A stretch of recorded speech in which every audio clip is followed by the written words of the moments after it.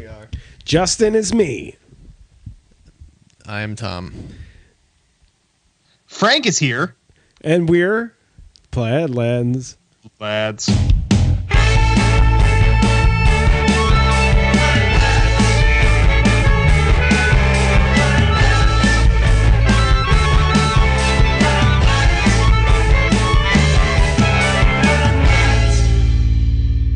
All right. I'm a basketball shorts boy.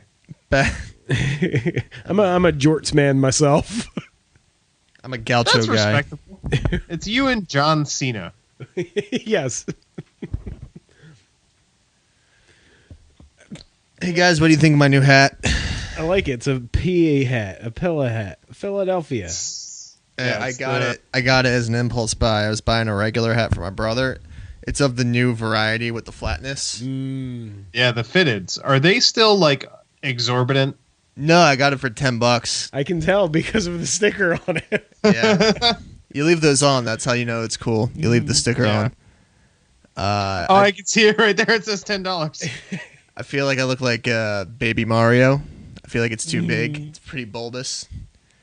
But I can't return it anymore, so I'm going to just start breaking it in. You have, over the past few years, started wearing baseball caps, and you have glasses and a beard. You look like a celebrity when they're not acting. You look like you're shopping in like a coffee shop and it's not quite incognito, but you can tell that they just don't want to be bothered. Yeah. So they wear a trucker cap and like jeans and a shitty t-shirt. Yeah. And they're just like, yeah, I'm Ashton Kutcher. Don't bother. Yeah. You know, it's Emily fun. Blunt's following behind you in a ginormous scarf. Yeah. This Kids in tow. This is all very flattering. Although I would make the observation that one day they were giving out free Bud Light hats, and I took one and I put it on, and like 6 people said hello to me, strangers, in rapid succession. Can we talk about how Bud Light hats are like MAGA hats now? Can we talk about Bud Light is basically positioned themselves as the fascist beer? Yeah, it's it's the dilly They shit. have new commercials where it's like They do. And the slogan, the tagline is "For the many, not the few." What the fuck is that supposed to mean? Yeah. By the way, like, you know where they got that from, right? That's from the Byron. Oh no, not Byron. That's from the Percy Shelley poem, "The Mask of Anarchy," which is a poem of left-wing agitation. So, and it's a slogan that was recently used in Jeremy Corbyn's fairly successful election campaign from the snap election from 2 years ago. Fuck you, Bud Light. What's wrong with you? No, but don't break my heart. Where does Bud Light Lime stand on Brexit? Breakfast. It's pro. They're very pro Theresa May. No, Bud Light Lime is like what's like is it the Jeb Bush of No. It's like the New Zealand of they're just listening to Ace of Base and Pasta Ducci and driving a Geo Tracker. No, Bud Light Lime is the sort of casual fascism of the petty tyrant that is the small business owner. Bud Light Lime is a guy who like owns 3 pizzerias and they're fairly successful, and he has like a boat, and he has like 2 homes. I really wish I remembered the name of it because it has a name. But shout out to Sean Sachs. I was hanging out with the great man Sean Sachs many years ago, and he was like, we're driving around his hometown, Ariel, New Jersey, and he's like, do you want to see some shit? I'm like, what are you talking about? And he starts telling me the story as he's driving his car through these neighborhoods. He's like, there's this guy, he had a few adult video stores and like sex toy shops, And it got kind of like popular. He had like a warehouse. He would ship all over the country. He was making lots of money through the 80s. And he built a McMansion. And we around the corner, and there is the tackiest McMansion. And in the front yard, there's a statue of the guy. Hell yeah. And he's like on a fucking horse. And it looks terrible. It looks like one of those Confederate statues you see in the news, the really ugly ones. Well, they're all ugly. I'm picturing, says this observer. I'm picturing. Have you seen that really bad Lucille Ball statue? Yes. Or the Ronaldo statue. Did you know? I haven't seen that one. Did you know that? Oh, I forget his first name. Cristiano Ronaldo. Cristiano Ronaldo is named after Ronald Reagan. Oh, Yeah, is that a true thing? that is a 100% true thing. His father, in Portugal and whenever, early 80s, really loved Ronald Reagan, so he named his son after him. Story checks out. Portugal's kind of fascist. The whole world's kind of fascist, guys. We're It's in the true. out group. Are we going to talk about it? Politics. Politics. Look behind you. It's a politic. Politing. Oh. Ah. So Donald Trump is not working for Russia. Everybody, we can stop it now. He said Oh it. no! And just today, did you guys see this? He hosted the Clemson Tigers, the football team, at the White House. And do you know what he served these college football players? Fucking tiger meat. No, he served them platters of Wendy's and McDonald's on silver plates with really nice china and silverware. That's some like insane supervillain shit. Yeah. It is. Like, was there creepy music box music playing in the background, like Ring Around the Rosie? Were the windows barred? No, there should have been, like, because that's like it. I keep thinking about this ever since I saw that. Like, that's like Nero, end of empire weirdness, right? Like, that's the sign of a decline. I feel like it's I don't know. This is wrong. It's like Miss Havisham shit. like Trump is he's got a table for two set up, and on the other side is the Constitution, and there's like a rotting wedding cake and like a dead mouse in a no-kill trap, and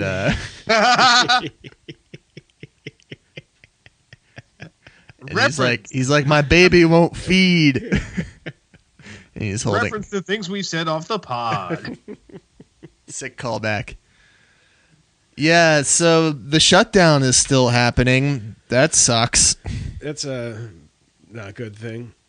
Yeah, TSA workers who have now their first pay period has lapsed with a $0 paycheck for all federal employees. And so TSA workers are now just calling in sick because why wouldn't you? Right. Why wouldn't you just walk away at this point? A TSA job isn't that good, by the way. No, but now it's causing chaos at airports. Hey, so Trump has gone on the record as saying that this shutdown mostly affects Democrats, federal employees. Speaking of the TSA, anecdotally, and I'm sure if I Googled it, it would sound less racist because it would be less anecdotal. I feel like most TSA agents are in urban centers are an African American. That's probably 100% true. So he's doing a thing that's making predominantly African American groups of people work without being paid. Yeah. There was a guy, there was like a libertarian dipshit with a goatee who was on Twitter the other day. And he's not a somebody. He was just some nobody Twitter guy. But his tweet went viral because he said, correctly noted that most federal employees do vote Democrat. And who gives a shit? Because this is Trump just strategically weeding them out of the gene pool by making it harder for them to be able to afford a home or the medicine necessary for them to live or to put food on the table. So only about like 800,000 of them. What I'm getting at here is we are now in the masks off stage of whatever moment it is that we're living through, because they're not even hiding their motivations anymore. It's no longer I mean, like, that's one way, but I think in the classically short-sighted way that he does stuff, you know, it's he's cutting off his nose despite his face, throwing the baby out with the bathwater, because the FDA in the is shut down, so nobody's inspecting our meat supply anymore. So we're just gonna die. We are literally just going to die of mad cow disease or God knows what else. We're just gonna start eating tainted romaine lettuce again. I ate some romaine lettuce yesterday, and I thought, oh, it's been like a couple weeks. This is fine. And then somebody casually mentioned that they ceased inspections. And I was just like, oh, fuck. Oh boy. And also, like, that big tax return that was supposed to be like the crown jewel of his administration, the big return you were supposed to get on your taxes after they reformed the tax code. That doesn't happen if you don't have the IRS. It just doesn't happen. You don't get your money. Yeah, man. This is a fucking disgrace. This is yeah. It really does look like he's a fucking plant from an antagonistic government who's fucking shit up as much as possible before we can. He's got the door locked and we're pounding on it and we're like, somebody get a fire extinguisher, and he's just like pressing all the buttons to break everything, and eventually I don't know, a coup or Democrats or I don't know, some fucking Bastille type shit is gonna happen, and human wave like World War Z shit, like a pile of corpses climbing up the wall, you know. By the way, that's going to be us. That's going to be the people who make less than $50,000 a year. Like, those are the people who just get primed for human wave attacks. Because why wouldn't you? You're like, if you make less than a certain amount of money a year, you're like almost not part of the population because they consider you to have not contributed to the economy sufficiently. So let me tell you guys, we have a skewed perspective because we live in relatively affluent part of New Jersey, which is the most affluent state. Yeah. That sub 50K group is most people. It's most people, and it's us. It's us and basically everyone else. Yeah. Which is why, like, when these federal employees are saying, we literally live paycheck to paycheck, and if we miss a paycheck, that's many, like, life or death. When you have these dipshits are like, oh, so it's one pay period lapse. Well, that's a mortgage payment you missed. That's a hospital bill you can't pay. That's insulin you can't afford. That's groceries you can't buy. That's clothing you can't buy. So there's this like one dipshit though at like the Department of the Interior who's like 26 and would just like really wanted to buy Red Dead Redemption this month. Yeah. He's like, he really, like, he had saved up, and that $60 ain't coming. He's so like, no Red Dead Redemption 2. Better pay my car insurance. Yeah. Which he probably can't even pay then. Anyway, did you guys want to talk about the Picard show? Now. Yes. Sure, why not? Yes. So, news about the premise of the show. Wait. Ask again. Real quick. Ask us. Did you guys want to talk about the Picard show? Make it so. Tom, say engage. Engage. Damn it. Anyway, so real quick, news came out this week about what the premise of the show about an aged Jean-Luc Picard, starring Sir Patrick Stewart, is going to entail. So after the destruction of Romulus in shitty Star Trek Nemesis, Picard is at a stage in his life where he is like traumatized by that, and he is trying to navigate the world that he knows that is now fundamentally different because so much of the Star Trek universe is built around the détente between the Federation and the Romulans, that the subsequent shift in political alliances leads him sort of adrift and aimless. And also that blowing up of Romulus is what leads to the Star Trek wormhole universe with Chris Pine and whatnot. Huh. So he's probably going to meet Chris Pine, I don't know, in the show. So it sounds like it's going to be like Patrick Stewart as Gran Torino. Well, yeah, I was thinking more charitably like Logan or something, where he's in that movie, but I'm thinking of him as like old man Logan Picard, though. And he's hanging out with Q, who has Alzheimer's, and he can't control his powers anymore. Oh no! Don't remind me. So he had a sneezing, like he had a seizure at Starfleet Academy and killed everyone. Jesus Christ! So Wesley's dead. So they're in hiding, and so it's like reverse Logan, where Q is Professor X. Now I just want to rewatch Logan. Now I just want to scream, fuck this shit. No, there's only one way that Picard gets old, and that's when they have to go to the Debron system in the neutral zone, where there's a temporal anomaly that gets larger as you look backward through time. Wait, what is this? What are you talking about? Don't worry about it. Well, you're spoiling it.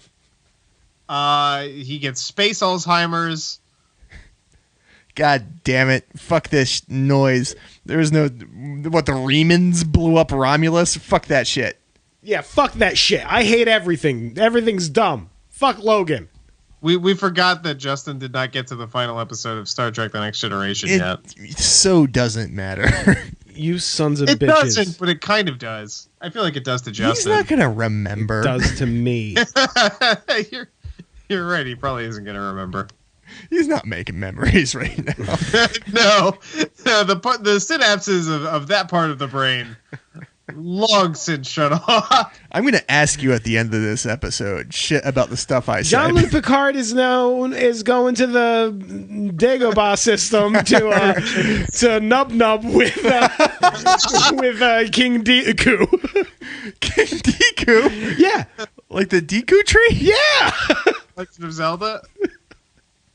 Can we just talk about like Zelda? For a while? Yeah. No, I haven't played it yet. Plaid Lads. Yes. Huh? We're not going to the movies. We're cool.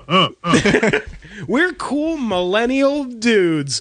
We don't go to the movies anymore. Movies are for olds. We like to stay at home and watch our primetime television on our smartphones and our Twitter bots and our Russian moles. You know how it is. From the dusty mesas, a looming shadow grows, hidden in the branches of the poison tree of souls. Come on, Justin. The twines are shining slowly. I don't remember the rest of them. Rolling sun.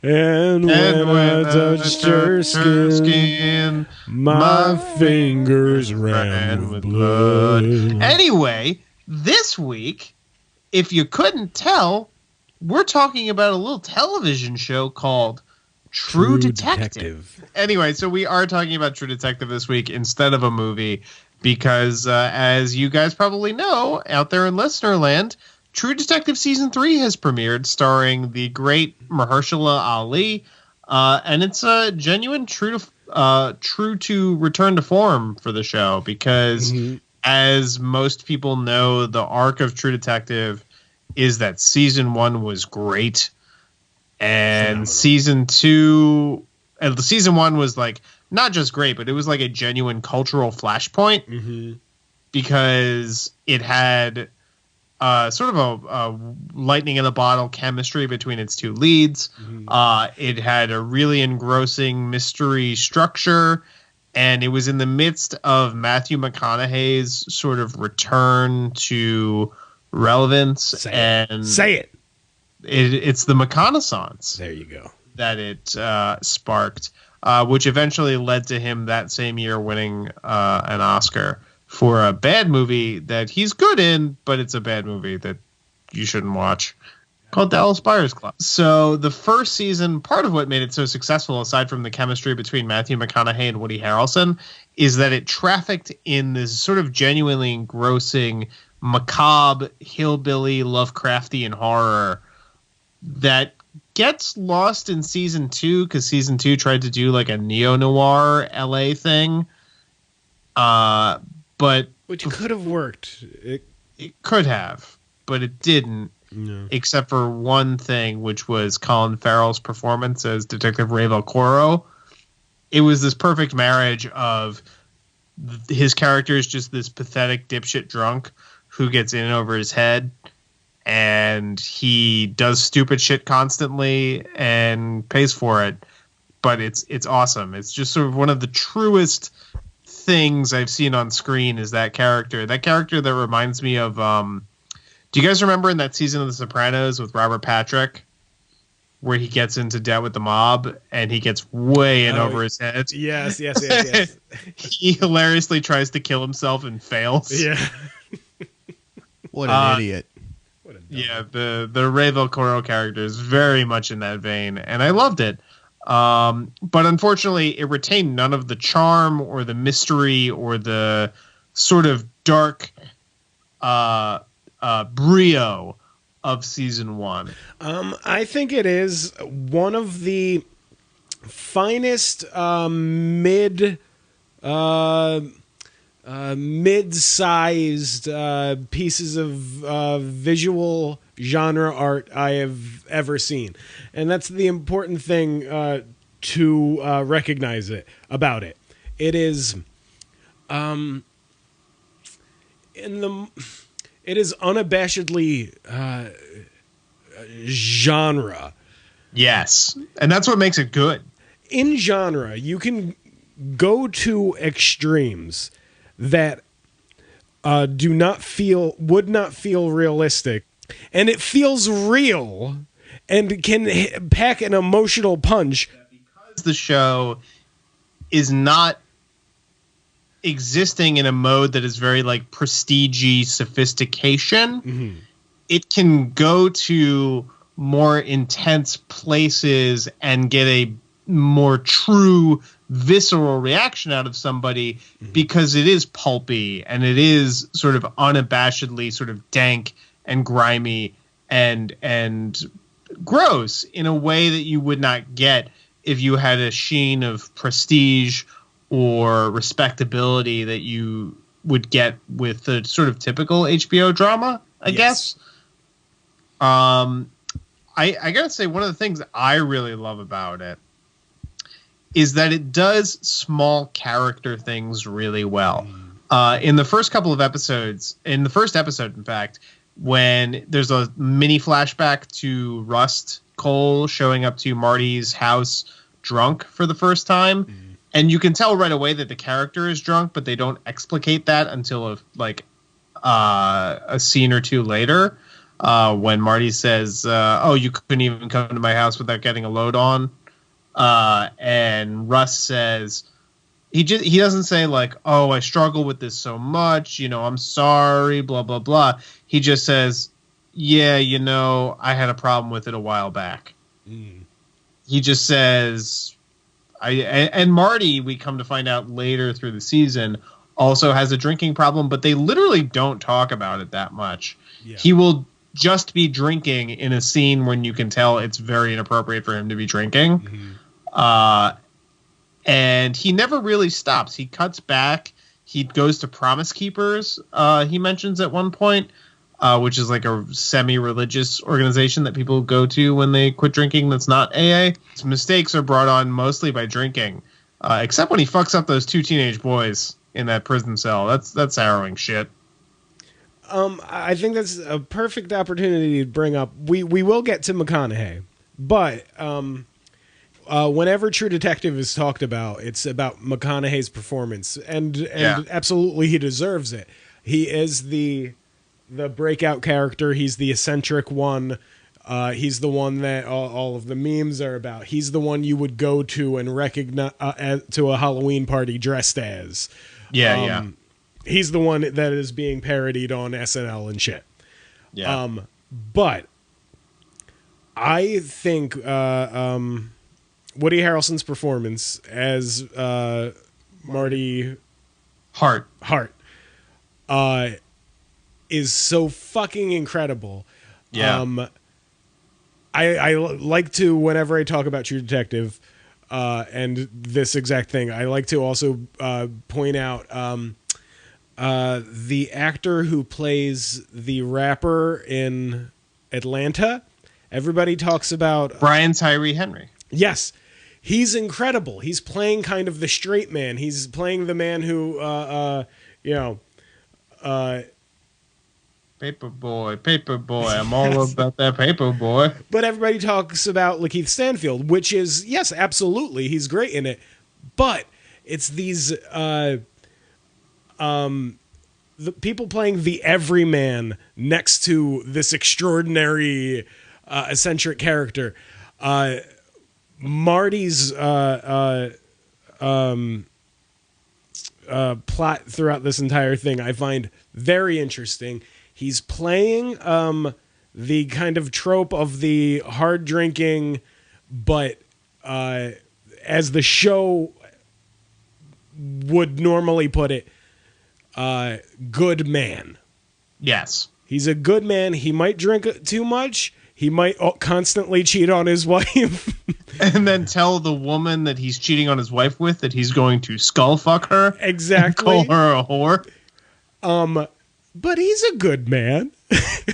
Except when he fucks up those two teenagers, man. Exactly. But what this show does is it shows that there are consequences for being the actually terrible bastard, Yeah. toxically masculine shithead. There are consequences to it. His life falls apart because of his actions. And I find that great. I love that. Yeah, and I love that when the show is winding down to its denouement and they are about to solve the mystery of what the Yellow King is, who is the spaghetti monster who is abducting and killing these children, it's literally just them in a storage unit eating like frozen dinners and drinking beer and like just getting down to it. Yeah.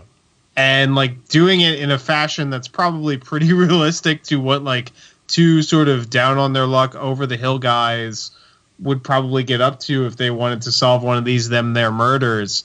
And there's a particular shot where he sort of lies a little bit to Rust about what his dating life is like post divorce and like into middle age. And he goes, I date when I can, and it shows him like clicking through Match.com or like ChristianSingles.com with a TV dinner, and he just kind of like X's out of the screen, and it's great, So they do this thing where earlier on when Rust is kind of grinding it out and looking at all the photos of all the dead people when he's trying to make the ID in '95, he goes on the speech where he's looking at all the corpses, and he says, you look in their eyes, whether they're open or shut, and you see something in them. You know that you see this acceptance that in the last nanosecond of their existence, this narrative, this belief that they're a person, that they're this thing with an arc and a future.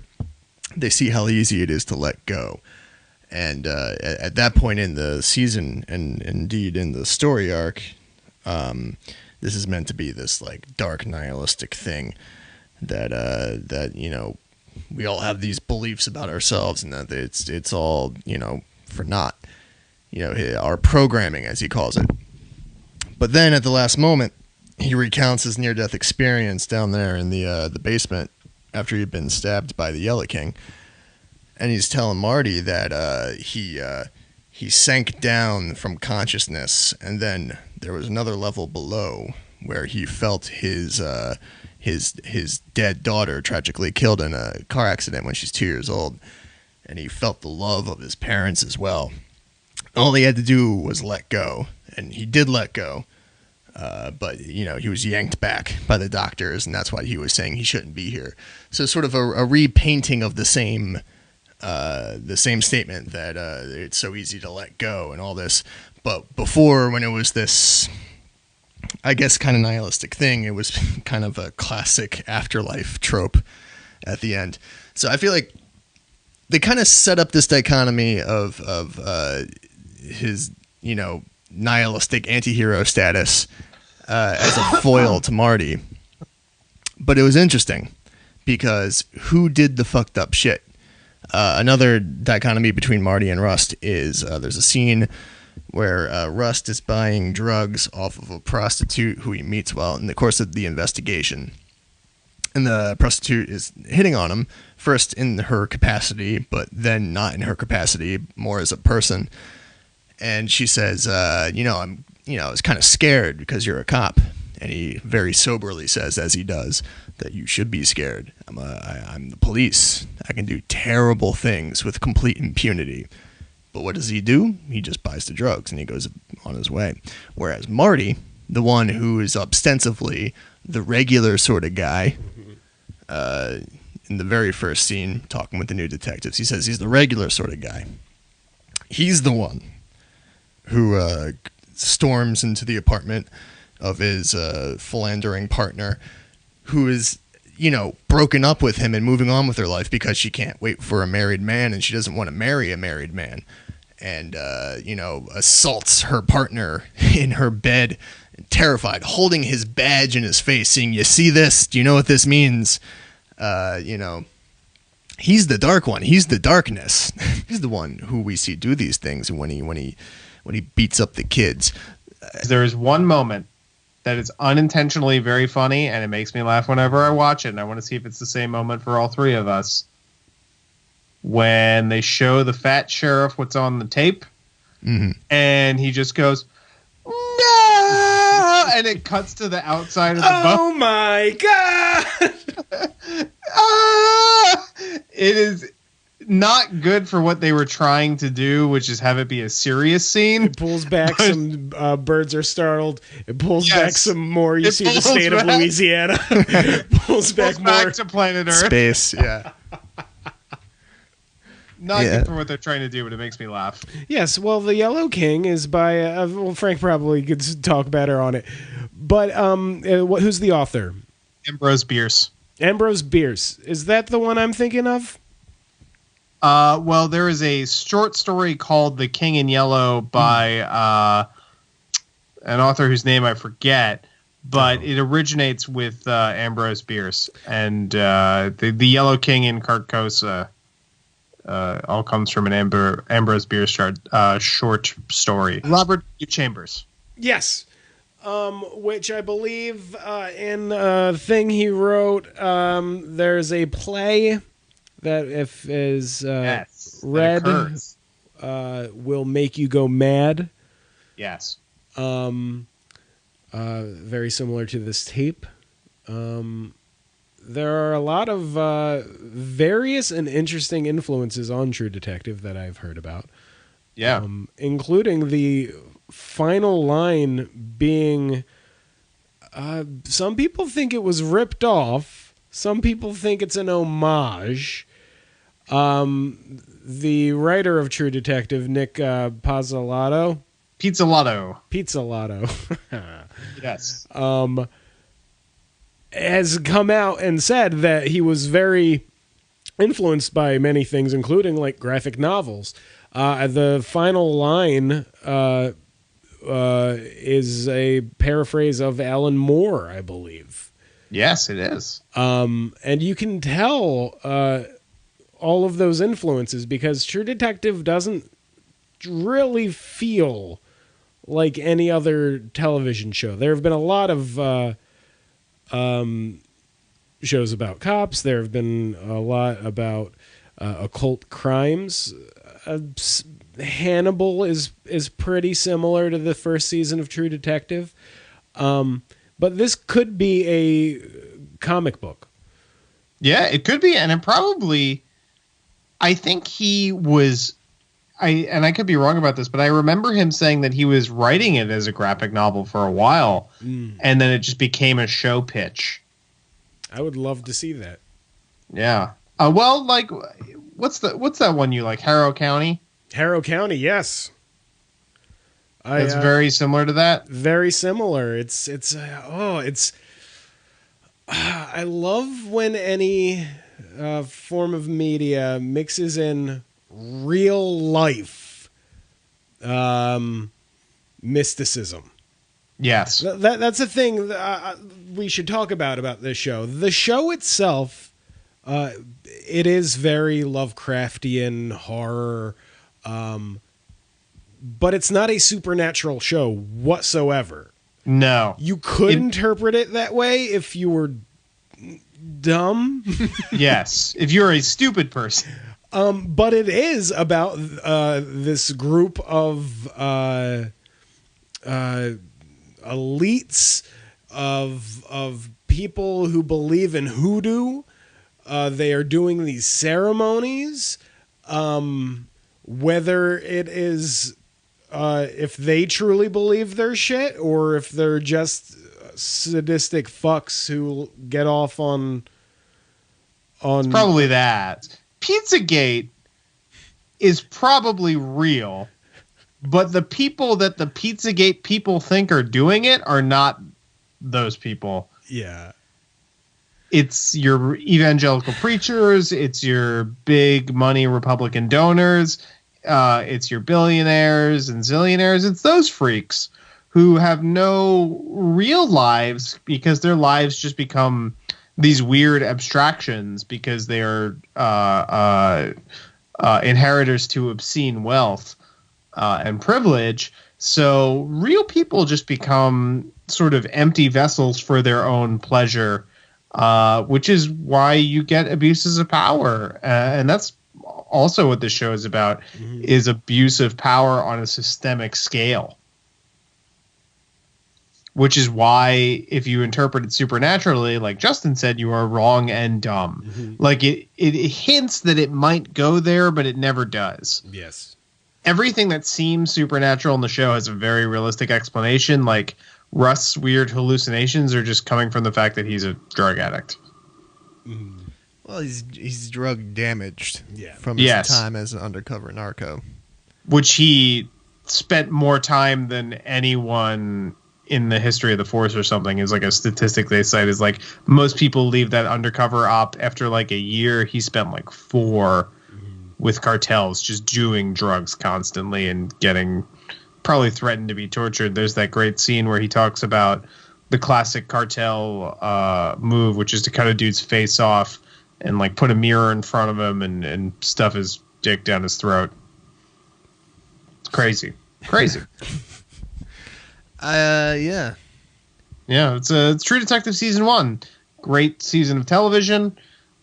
Season 2, not good at all except for Colin Farrell. And season 3 with Mahershala Ali is shaping up quite nicely. We haven't gotten to the episode penned by the great David Milch yet, but we will. And I was very pleasantly surprised. At least the first 2 episodes, directed by Jeremy Saulnier, who's an amazing director. A great director. The new season's doing different stuff. It's I'm excited that it's at least partially, I would say, influenced by since True Detective came out, the zeitgeist of true crime media. It's being influenced by its inheritors. Exactly. Yeah. And I'm looking forward to the rest of it. This week on the pod, we'll be discussing the 1998 record by the Handsome Family, Through the Trees, which crucially does not have the song that was the season 1 True Detective theme, but it's a pretty good record otherwise. Just celebrated its 20th anniversary reunion, now about to be 21 years old in 2019. The Handsome Family are husband and wife duo, Brett and Rennie Sparks. Got that right. Kind of sort of modern indie alt country is kind of their deal, although they do other things too. This record was made This was the Chicago record for the Handsome Family, which explains why it had the help and influence and participation of one Jeffrey Tweedy of Wilco fame and also Chicago fame. And yeah, it's pretty good. 13 tracks of good American Gothic spooky country. Wonderful stuff. Take it away.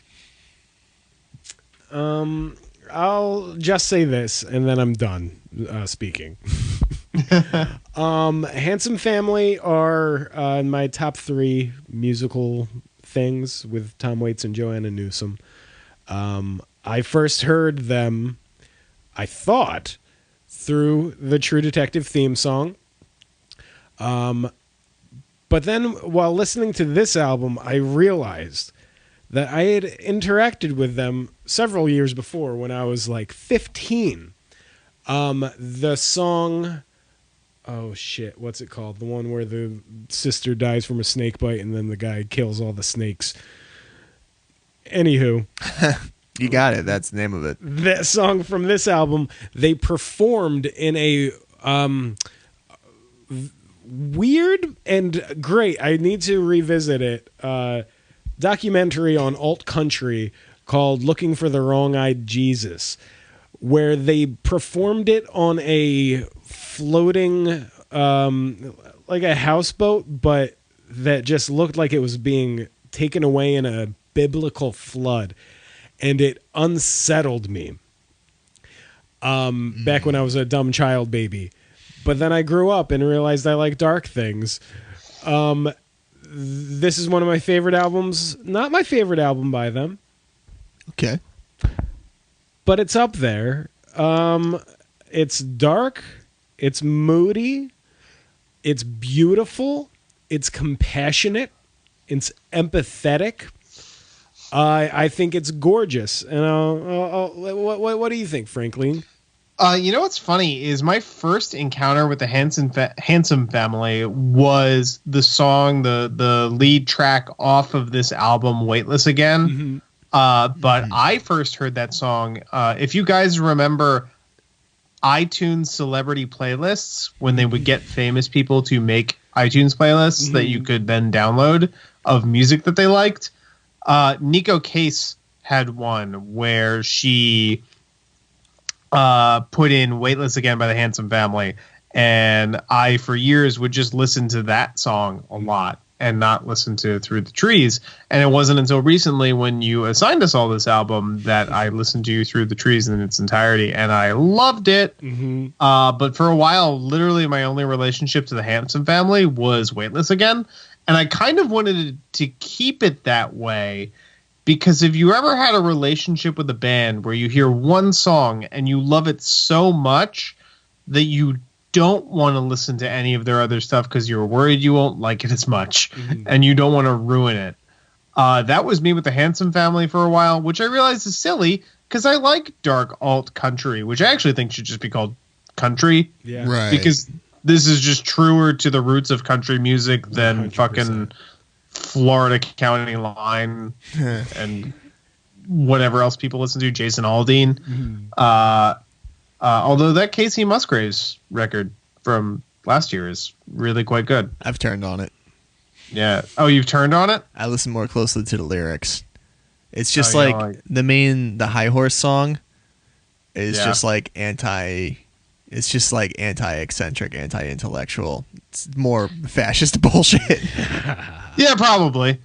You're probably right. Talking about running us out of the town, us and our high horse. Fuck you. Maybe you have something to learn from the man on the high horse, or the woman, or the non-binary professor of ethics or humanism. Fuck you, Casey Musgraves. Yeah, fuck you, Casey Musgraves. This week, Frasier.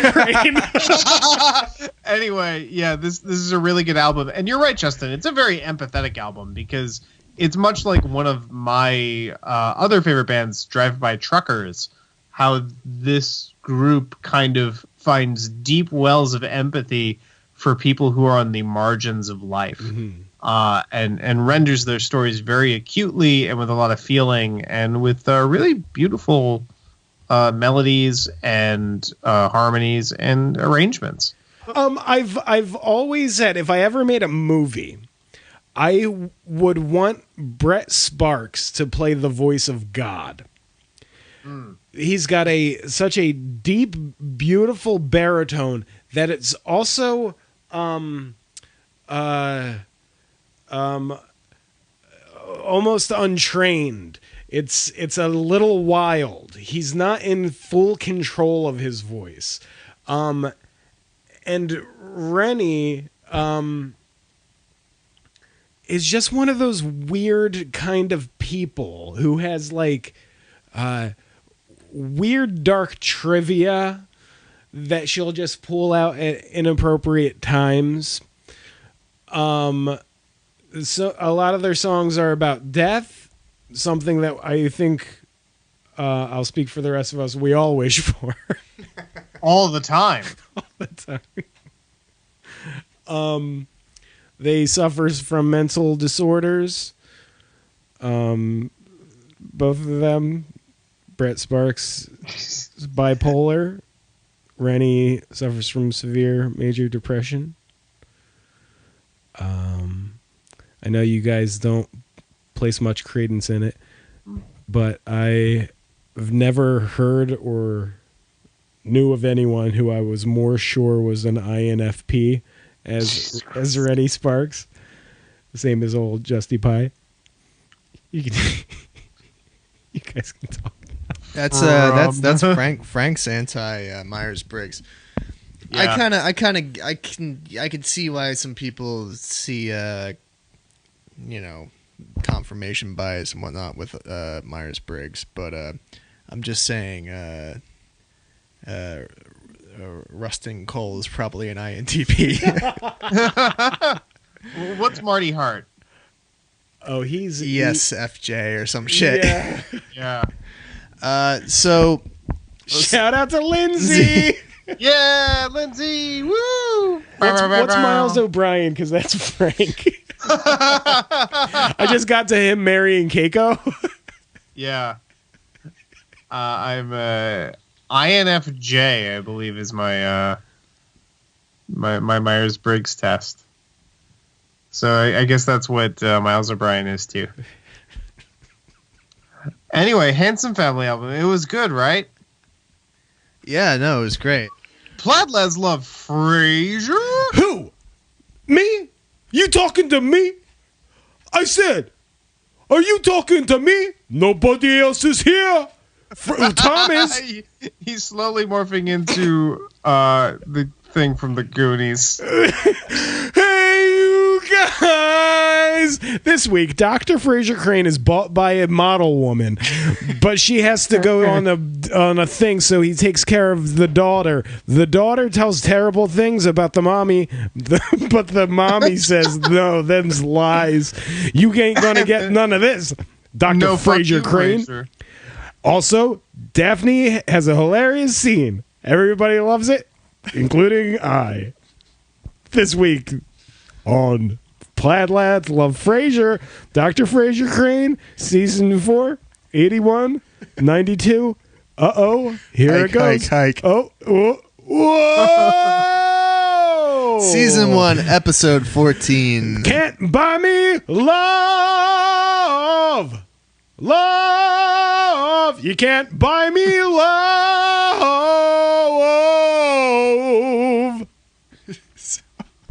I thought this episode was very funny. I think this is an all-time classic episode of Frasier. When I think of Frasier, often this is one that I will think about. No, this is a funny episode. What I will say is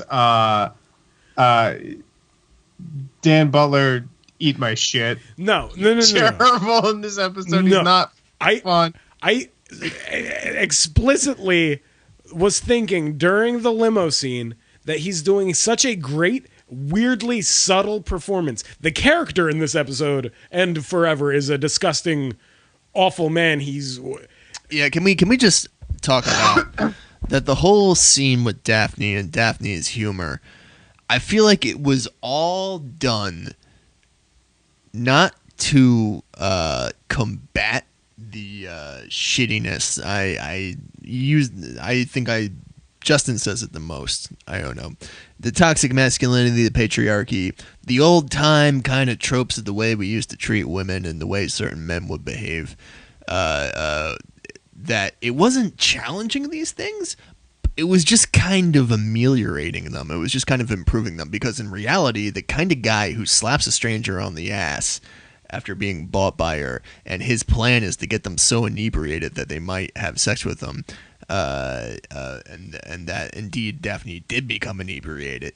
That's a horrifying reality for these characters to live in. And really, you could think, oh my God, no, seriously, like, poor Daphne, what the fuck? Why are we doing this to this character? But then, oh no, she's a belligerent drunk and she's insulting, and Bulldog winds up getting beat up by some random, even more toxically masculine guy in a Camaro who's honking his horn. But I it was like she was being fed into a buzzsaw, but instead of saying, hey, no, this is bad, here's just a goofy way in which it could all turn out fine. And I feel like it's a little bit of a cop-out. A funny one, but a little bit of a cop-out.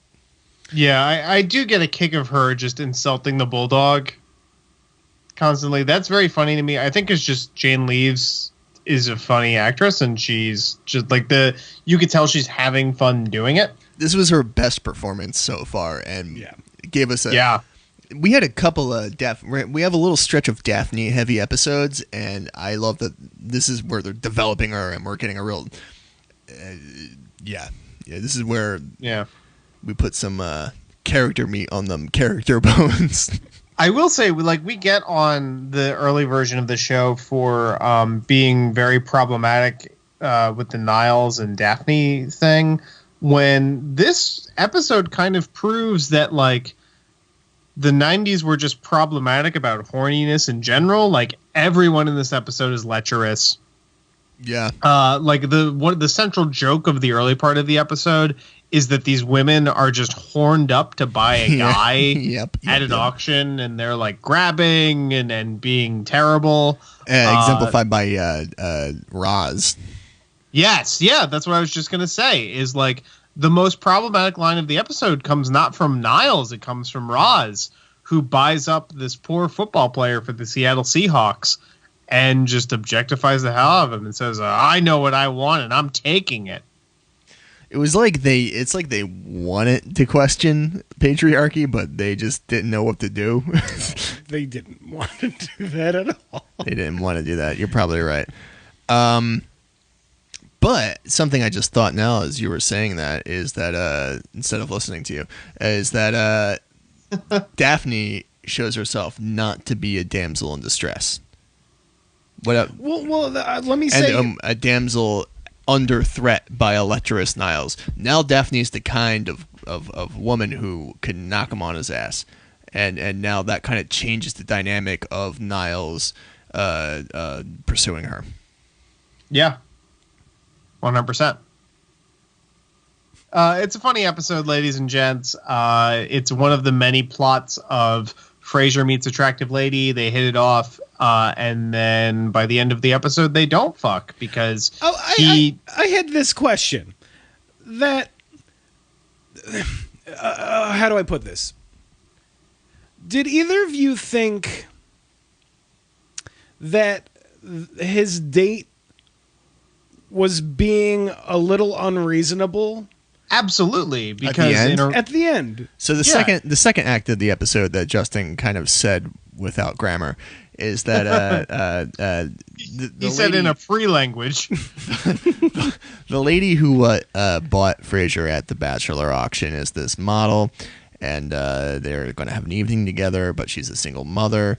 And she has to run off on a job, and Frasier winds up babysitting her 12-year-old daughter, who spouts out a bunch of stories about the mother and how negligent she is.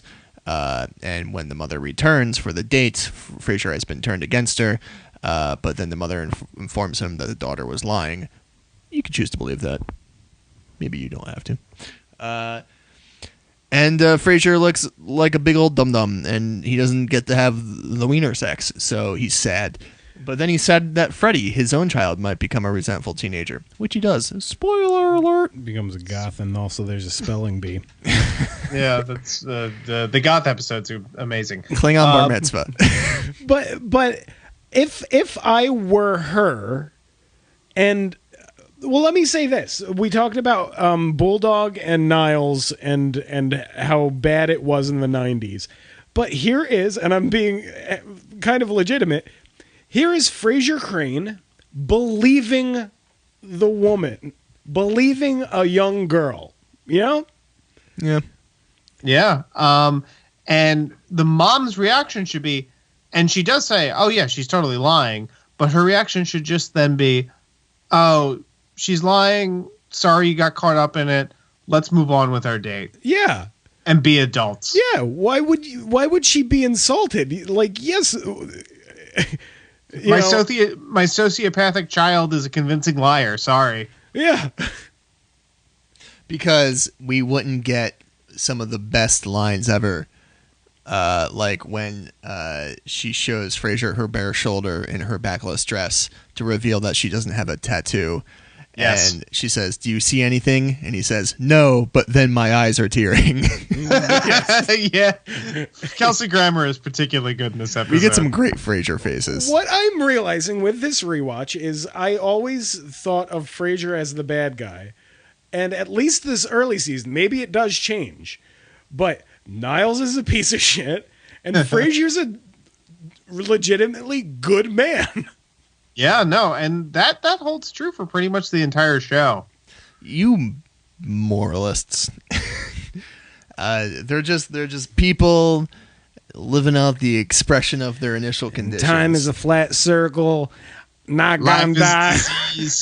That was brilliant because you in a single line went from Rust Cole to JFK to George H.W. Bush To I was gonna say Ross Perot. to Ross Perot. Oh my god.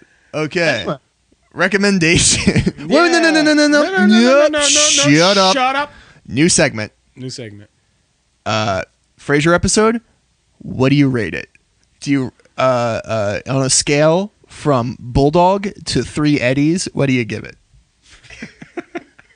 I get in this nonsense scale where the quantum between the two ratings is completely unrelated. Yes. I guess I give it 3 Eddies. Yes. Justin, do you give this a Bulldog, 1, 2, 3 Eddies, the 0 point being a chopper tape? I'm giving this bad boy 2 Eddies. Yes. And what could have got that third Eddie?